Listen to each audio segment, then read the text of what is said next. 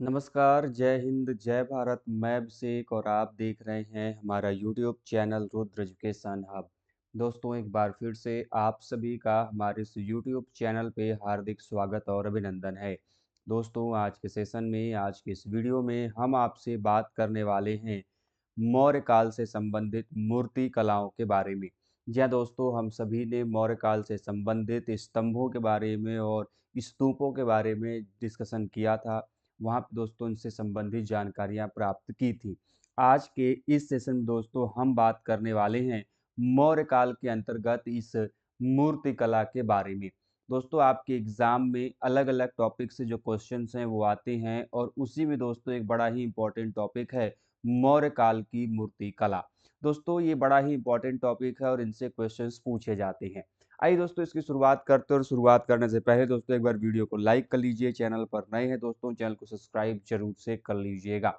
अब देखिए दोस्तों, हम जब भी मौर्य काल की बात करते हैं तो आप सभी जानते हैं दोस्तों, जो मौर्य काल है यह मुख्यतः अपने किसके लिए जाना जाता है, तो जो यक्ष और जो यक्षिणी हैं, इनकी जो मूर्तियां हैं यह अपने आप में महत्वपूर्ण है और यह मूर्तियां मौर्य काल के लोक कला का पार्ट मानी जाती हैं। मैंने आप लोगों को पढ़ाते समय बताया था कि मौर्य कला को आप दो भागों में बांट सकते हैं। The Mauryan art can be classified into two part, the imperial art and the folk art, जिनको हम लोग राजकीय कला और लोक कला के रूप में जानते हैं। राजकीय कला दोस्तों वो कला थी जो कि राजा के संरक्षण में, साम्राज्य के संरक्षण में प्राप्त होती थी, बनती थी, उसका निर्माण होता था।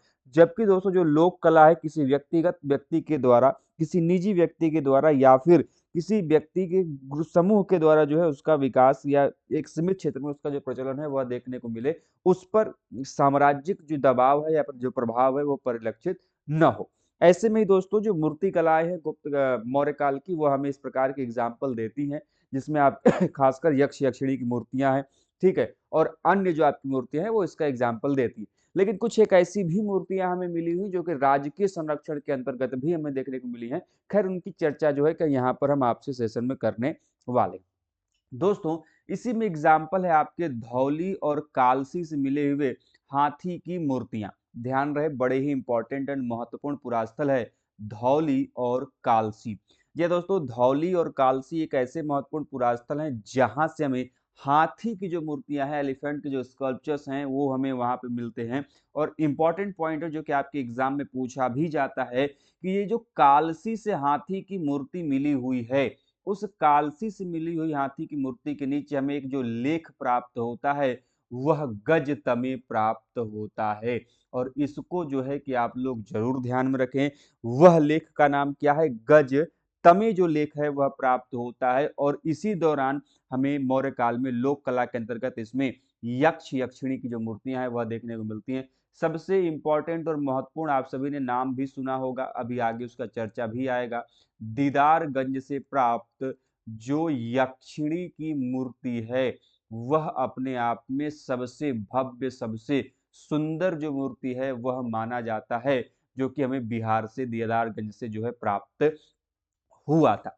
अब ऐसे में कहां कहां से कौन कौन सी मूर्तियां प्राप्त हुई हैं, तो दोस्तों ऐसे में मथुरा का जो परखम क्षेत्र है, ध्यान रखिएगा, मथुरा से जो परखम क्षेत्र है वहां से हमें यक्ष, जिसका नाम मणिभद्र है, उसकी मूर्ति प्राप्त हुई है। यक्ष मतलब दोस्तों जो कि मेल फिगर है और यक्षिणी दोस्तों आपका फीमेल फिगर है। तो यह जो मणिभद्र की दोस्तों जो मूर्ति है यह मथुरा के परखम क्षेत्र से प्राप्त है और यह दोस्तों मौर्यकालीन सबसे प्रसिद्ध यक्ष की मूर्ति मानी जाती है और सबसे सुंदर मूर्ति मानी जाती है। और एक्चुअली में मणिभद्र थे कौन, तो मणिभद्र जो धन के देवता हैं कुबेर, उनके कोषाध्यक्ष के रूप में इनका जाना जाता है और यह हमके मथुरा के परखम से प्राप्त हुए।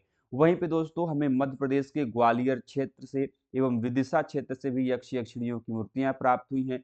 बिहार के दीदारगंज से चामर ग्राहिणी यक्षी की जो प्रतिमा है वह प्राप्त हुई और ये अपने आप में बहुत महत्वपूर्ण है, पटना म्यूजियम में आपको दिखाई देगा और वो one of the best museum है आपका, सॉरी जो ये जो मूर्ति है वह आपको देखने को मिलता है।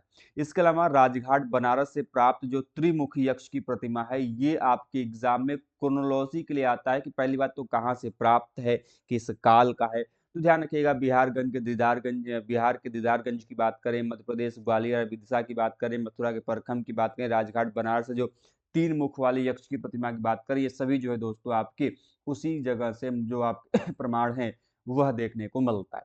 इसके अलावा दोस्तों लोहानीपुर जो कि पटना में दोस्तों निकट है, वहां से हमें दो जैन तीर्थंकरों की जो प्रतिमा है दोस्तों वह प्राप्त होती हुई देखने को मिलता है। जी हाँ दोस्तों, मथुरा आप सभी जानते हैं, मथुरा भी दोस्तों आपके मौर्य काल के दौरान एक महत्वपूर्ण केंद्र रहा। लेकिन ध्यान रखिएगा, ये मथुरा आगे जाके गुप्त काल में एक बड़ा ही महत्वपूर्ण केंद्र बनेगा, जब वहां से मथुरा कला का जन्म होगा और भारतीय प्रभाव वाली जो मूर्तियां हैं वह आपको वहां पर देखने को मिलेंगी। ठीक है, खैर उसकी चर्चा तो हम अलग से करेंगे ही, फिलहाल यहाँ पर हम चर्चा कर लेते हैं कि आपके लोहानीपुर पटना से आपको जो जैन धर्म की संबंधित जो मूर्तियां हैं वह हमें वहां पर देखने को मिलती हैं। ठीक है, इस चीज को आपको ध्यान में रखना है। इसके अलावा आपके कुरुक्षेत्र में आमीन सृजन से प्राप्त यक्ष की प्रतिमा और मेहरौली से यक्षी की भी प्रतिमा प्राप्त हुई है दोस्तों, जो कि आपके अलग अलग रीजन से प्राप्त हो रही है। इसके अलावा दोस्तों मौर्यकालीन मृण मूर्तियां हमें अयोध्या से मिली हैं। मौर्य काल की मृण मूर्तियां क्या है? मृण मतलब होता है मिट्टी, मूर्तियां आप सभी जानते हैं, तो मिट्टी से बनी हुई मूर्तियों को हम मृण मूर्तियां कहते हैं, जिनको हम लोग टेराकोटा कहते हैं। और इस प्रकार की मौर्यकालीन जो टेराकोटा है वह हमें अयोध्या से प्राप्त है, और यह मिट्टी की मूर्तियां हाथ से निर्मित हैं। ये हैंडमेड स्कल्पचर्स का जो प्रमाण है वह हमें अयोध्या से देखने को मिलता है। इसके अलावा बेसनगर से हमें दो स्तंभ शीर्ष भी मिले हुए हैं। एक कल्प वृक्ष से लटकते हुए वस्त्राभूषण तथा उसके नीचे सिक्कों से पूर्ण थैले दिखाए गए हैं।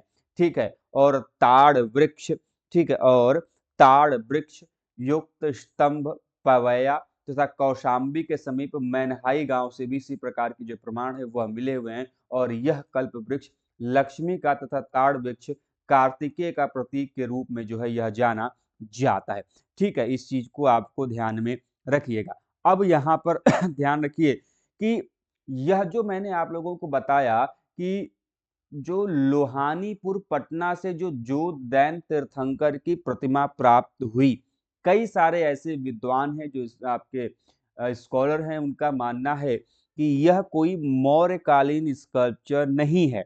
ठीक है, जिनमें से यदि हम नाम लें तो वी.एस. अग्रवाल आप सभी जानते होंगे, बड़े ही फेमस राइटर हैं। यदि आपने मौर्यकालीन कला को पढ़ा होगा तो आपने वासुदेव शरण अग्रवाल का नाम पढ़ा होगा। तो वासुदेव शरण अग्रवाल और भी सही कई सारे स्कॉलर्स का यह मानना है कि जो प्राचीनतम जैन मूर्ति है, प्राचीनतम जो जैन मूर्ति है वह हमें कहाँ से प्राप्त होता है? तो वह हमें मथुरा से प्राप्त होता है। मथुरा का एक काल है जो कि स्थान है जिसको आप लोग कंकाली टीला कहते हो बेटे। उसी कंकाली टीला से हमें स्तूप का प्रमाण भी मिला है, जैन स्तूप का, और वहीं से जो है कि जैन मूर्तियां भी जो हैं वह प्राप्त हैं। ठीक है, इस चीज को बेटा ध्यान में रखिएगा। और एक चीज और भी ध्यान रहे कि उनका ये मानना था, वी.एस. अग्रवाल और अन्य लोगों का, कि ये मौर्य काल का नहीं है बल्कि मौर्योत्तर काल का है, मतलब पोस्ट मॉडर्न पीरियड का जो ये मूर्तियां हैं वह हमें यहाँ पर देखने को मिलता है। ठीक है, अब ऐसे में ये जो दीदारगंज की यक्षी की मूर्ति है वह अपने आप में बड़ा ही महत्वपूर्ण है। आपके एग्जाम में जो क्वेश्चंस है वह पूछा जाता है। ठीक है, उसको ध्यान में रखिए, आपके एग्जाम में यदि क्वेश्चंस ऐसे आते हैं तो उनको नोट करिए। ठीक है, यदि हम थोड़ा सा उसके बारे में जानकारी दे दें जिससे कि अलग अलग जो चीजें हैं आपको आसानी से समझ में आए। देखिए, यदि हम दीदारगंज के यक्षी की बात करें, जो आपके दीदारगंज के यक्षी की मूर्ति प्राप्त है, दीदारगंज यक्षी की मूर्ति की यदि हम बेटे बात करते हैं, तो ये जो दीदारगंज यक्षी की मूर्ति है, पहली बात तो इसका निर्माण किससे हुआ है? इसका निर्माण जो है कि जो सैंड स्टोन है ठीक है, जो बलुआ पत्थर है उससे निर्माण हुआ है। और ध्यान रखिएगा कि इस पे हमें एक विशेष प्रकार की जो चमक है, ठीक है, शाइनिंग, ओपदारी का जो प्रमाण है, वह हमें इस मूर्ति के ऊपर दिखाई देता है। ठीक है, यह मूर्ति लगभग 5.2 ठीक है, 5.2 फुट का ये मूर्ति हमें देखने को मिलता है। ठीक है, और यह मूर्ति जो है यदि आप इसको देखें तो जिस प्रकार से यह आपकी मूर्ति है उसमें उसकी पॉलिशिंग, उसका कार्विंग, उसकी नक्काशी वो अपने आप में काफ़ी ज़्यादा महत्वपूर्ण है। वर्तमान में आपका जो विहार संग्रहालय, जो विहार म्यूज़ियम है, उसमें इसको रखा गया है। ठीक है, इस चीज़ को आपको ध्यान में रखना है। ठीक है, इसमें मौर्यकालीन पॉलिश मिलता है जो कि अपने आप में काफ़ी महत्वपूर्ण है, 3री शताब्दी ईसा पूर्व का है। ठीक है, यह 1917 में पाटलिपुत्र की पटना में प्राप्त किया गया था। 1917 में जो है कि इसे पटना से जो है प्राप्त किया गया था। पटना जो कि पहले पाटलिपुत्र के रूप में मौर्य की राजधानी हुआ करती थी, आप सभी जानते हैं, जो कि अपने आप में काफ़ी ज़्यादा महत्वपूर्ण है। ठीक है, इसके अलावा यदि हम बात करते हैं तो आपका एक है परखम, परखम यक्ष की मूर्ति। ठीक है, जो कि कहाँ से प्राप्त हुआ है? मथुरा से। ठीक है, परखम यक्ष की मूर्ति की यदि हम बात करते हैं तो वो भी अपने आप में महत्वपूर्ण है। ठीक है, मथुरा से प्राप्त जो परखम यक्ष की मूर्ति है वो भी महत्वपूर्ण है, क्योंकि वो जो यक्ष की मूर्ति है यह आपके यूपी उत्तर प्रदेश में मथुरा से लगभग 20 किलोमीटर दूर परखम गांव है, वहां से प्राप्त हुआ है। और यह मूर्ति मथुरा कला